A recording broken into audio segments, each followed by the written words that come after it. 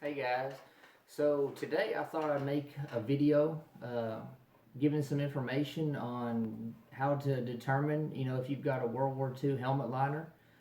This is one of, many videos I've been wanting to do for a while. It's just trying to, prepare for them and plan them out. It's taken some time. But I think this will be a real informative video for those of you who've always questioned about the liners in your collection, or maybe you've seen some that you've been interested in buying, but you didn't want to buy without knowing for sure that it was World War II, if that's all that you collect is World War II stuff. But I've got 7 different examples here on my table, and they basically represent 7 different companies that made liners during World War II, which there was actually a total of 11 known companies that made liners during World War II. And like I said, I've just got 7 of them. There's 4 companies that I don't have a liner for. But like I said, I'm really excited to share this video with you. I hope it answers some of the questions you might have. And so let's get started.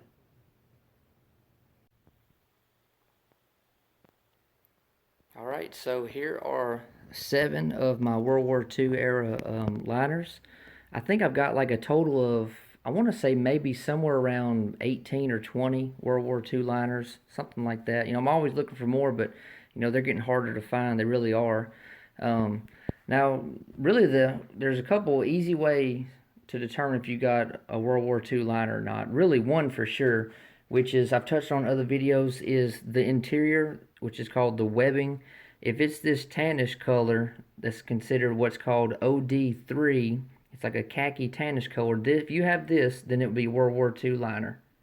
Now there were, there are liners, with a greenish, like a dark green webbing. Now those would be post World War II.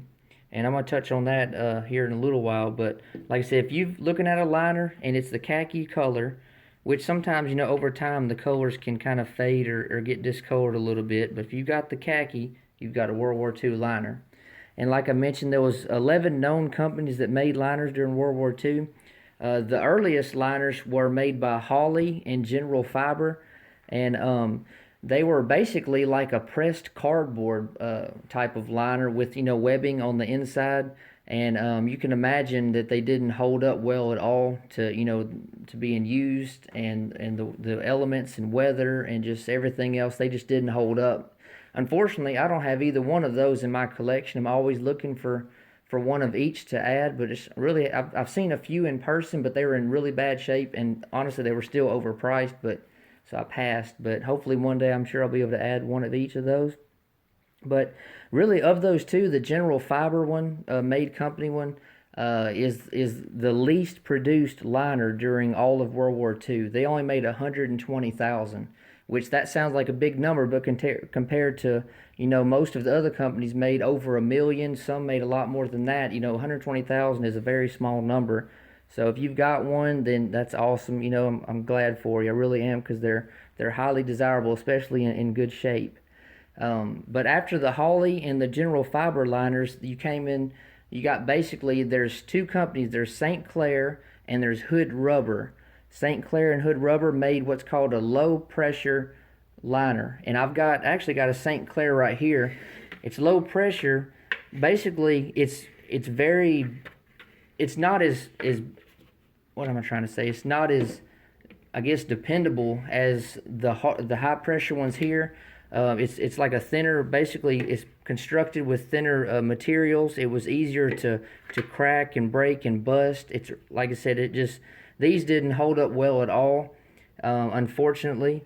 Now, the way you can tell if you've got, other than just looking, the way you can tell if you've got a St. Clair or a Hood Rubber is St. Clair, they marked the crown on the inside. Let's see if I can show you. They had a yellow, or usually a yellow SC. If you can see that down in there. This bottom of the C is kind of cut off, but you got it's a SC, so that'd be St. Clair.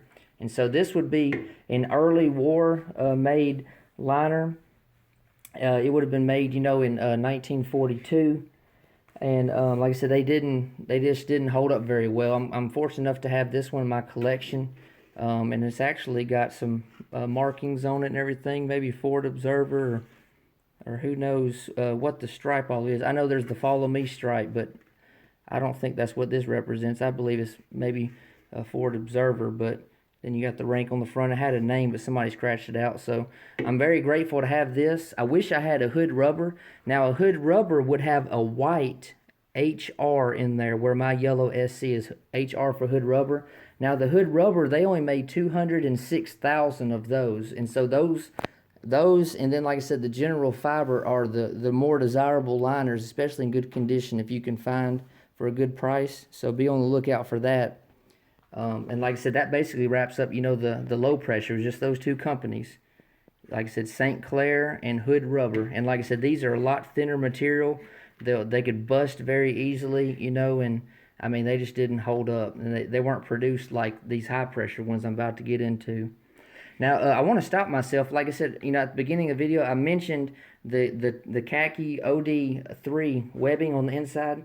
Another way, for the most part, you can tell if you've got a World War II liner is this right here, this front eyelet hole. And that's basically where a rank, or insignia could be attached. It could be attached right there, and that's what that was for. Now, there were a lot of leftover, basically, World War II molds or liner shells that were repurposed in the early 1950s, and they were added, in the green OD7 webbing was added, and so that's where, a lot of people get confused. They see, okay, it's got the front eyelet on there, and even though it's green webbing, it's still World War II. Well, basically, it's a World War II mold, but the webbing was not added until the early 1950s. It wasn't added. It's not a World War II actual liner, if that makes any sense. Now, I know, like the green OD7, field jackets and gear started kind of switching in like late 43, 1944, started kind of getting away from a lot of the khaki color. But I'm telling you, the webbing in the liner did not change until after World War II. But anyways, I'm going to move on here. Now, there was 7 companies that made what's called a high-pressure liner. And that's, these other 6 here are 6 of those 7. There's one company that I don't have a liner for, and that's Inland. But what I do have, this first one here is it's called Seaman Paper. And the way you got a Seaman Paper is down in the crown, you've got an S in an oval. It's not really a circle, it's an actual oval shape with an S down inside of there, if you can see that. So that stands for Seaman Paper. And this one's overall in pretty good shape on the outside. It's actually got a laundry number on there. But see, it's got the eyelet there, and the inside's kind of rough. You see the back part there is torn off and everything, but still, I'm grateful to have, this one here. And then moving on here, let's see. I've got an International Molded Plastics. And this one's kind of harder to see. Let me see if I can find it. Where is it at? It's right down in here. Bear with me just a second. Get these fingers out of the way. Right down there. It's really hard to see. It's kind of faded, but it's basically like a little man or a little person in an oval shape. If you can see that little bitty person, little figure in there in an oval shape, that's International Molded Plastics. And this one's actually a really cool liner. You got the 2nd Infantry Division. And then look, medical tape was used basically for the follow me stripe, basically the officer stripe. And this one is actually an M1C. You see, it's basically for paratrooper there, so that's really cool. Moving on here, I've got a Firestone, just like the tire company. You see down in there, you got the F in basically like the shield. If you see that, Firestone, so that would mean you got a Firestone liner. This one's kind of cool. Somebody, I guess, used a Sharpie and drew a cross and did some other different things on it, but so that's another one there. And then you've got, let's see, this is going to be the Mine Safety Appliance. You can see that. Oh, it's upside down, I'm sorry. Let's see, right down in there. MSA. Trying to get to focus. MSA. You see that? The S is kind of overlapping the M and the A, but Mine Safety Appliance. Now this one here is the sweatband's been replaced post World War II, as well as the nape area had some work done on it. But so that one there would be your mine safety appliance, and then you've got CAPAC, which is actually CAPAC, and it's right in here. You can see it down there. It's basically like a plus with CAPAC going up and CAPAC going sideways, left to right and up and down. So that would be your CAPAC right there. And the last company is Westinghouse. Now, what I want to say about Westinghouse, they made more liners than any other company, period. And also, something that's kind of interesting is there was a total of, it's approximately 43,700,000 total liners made from like late 41, to the end of World War II in 45. Over 43 million liners. And what's crazy is Westinghouse made 23 million. So it basically comes out to about 52%. Just over half of all the liners made during World War II were made by one company, Westinghouse. And you know what, I got thinking, there was approximately 22 million helmets that were made during World War II. McCord made about 20 million and Schluter made about 2 million. So basically, Westinghouse, with their 23 million liners, they could have fitted every single helmet that was made during World War II with a liner, and none of these other companies would have even had to make any. But basically, they got to start with different materials and kind of weed out what's not working and what works best and what'll hold up, and switching things out and this, and try and basically trial and error and experiment with different materials and everything. But I just thought that was something, that 23 million liners were made. There was 22 million helmets produced and 43,700,000 liners made altogether from all 11 companies combined. That's just really awesome there. Another thing I want to kind of touch on, I'm not going to be able to go over everything. This would be an hour-long video, but just kind of trying to go through some of the basic things. Another thing that's kind of desirable about like World War II liner, especially the early ones, is you see you got the washers here. See, these are like a galvanized steel, basically.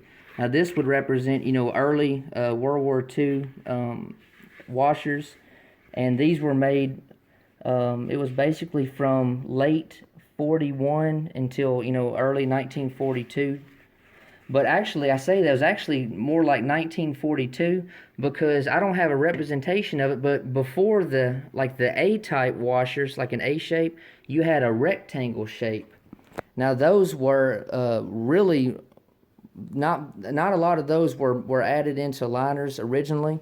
And if you've got one with more of a rectangle shape, which, like I said, unfortunately I don't, then those are very desirable. Like I said, especially if the liners in good condition. And the rectangular ones were made basically from late 41 to mid 42.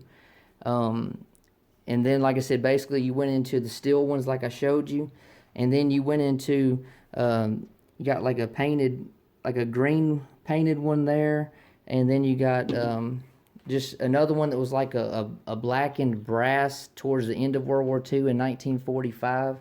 I did touch on the lining or the webbing being the khaki color, but before the khaki color there was actually what's called rayon or rayon. I've heard it pronounced differently. It's basically like a whitish color, and those those were basically in use late 41 to mid or so, maybe towards late 42, and then the khaki came into play in mid to late 42.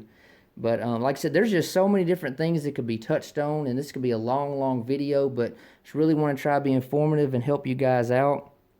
Another thing I wanted to touch on is basically these right here that your leather chin strap would hang on to. These studs, which is basically these little, I hate to use the word nipple, but these little nipple type things that stick out. See, this one's solid, and then you've got some, let me see, I know I've got one. I'll go back to this liner here. You see, it's got a hole in it. It's basically hollow right there. And some companies switched materials before others did, so you might have some crisscrossing or mixed matched, because not everything started at the same company at the same time. Some basically might have used up certain parts they had in stock or in inventory before they switched over. or changed over to the new design or whatever. But like I said, there's just so much that could be talked about. I enjoy making these videos and everything, and I just want to encourage you guys to keep collecting and making sure you have fun along the way, because it's all about having fun. Don't let it become a job or a chore or get boring. I mean, sometimes you might have to take a break from it and just enjoy what you have. And I just want to encourage you guys, and I thank you for all the support and everything. I plan on making a lot more videos in the future. This is my 4th one this year, and the first 3 are somewhat successful for me, I guess you could say. And I appreciate those of you that already watched it. If you haven't, please watch those. But if you have any other questions, I'm sure as soon as I stop this video, I'll think of about 500 other things I could have said in the video, or more information I could have given. I always do that, and I beat up on myself, and I'm hard on myself, because I want to be as close to perfect as possible with everything that I do. But anyways, guys, as always, thank you so much for watching. Please like, comment, share, and subscribe, and I'll be getting back to you. Thank you.